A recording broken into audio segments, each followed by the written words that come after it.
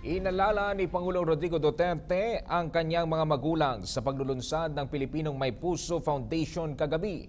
Sa pag-alala sa kanyang ina na si Soledad Duterte, na isang guro at aktivist na nasawi noong Pebrero 2012, kanya itong ipinagmalaki kung paano niya binuhay ang kanilang pamilya. Anya kaya't marami siyang kilala mga miyembro ng NPA ay dahil na rin sa kanyang ina na malapit sa kanya. Samantala, sa kanyang talumpati ay kanyang binigyang diin na walang nakasaad sa batas na bawal ilibing sa libingan ng mga bayani ang isang presidente na diktador.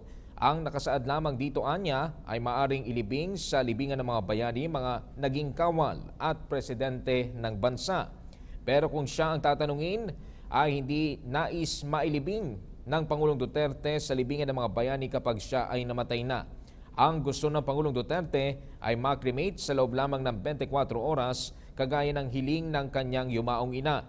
Samantala, kasama sa mga dumalo sa naturang event ay sina dating Pangulo at ngayon Congresswoman Gloria Arroyo, ilang mambabatas at mga matataas na opisyal na militar sa isang hotel sa Davao City.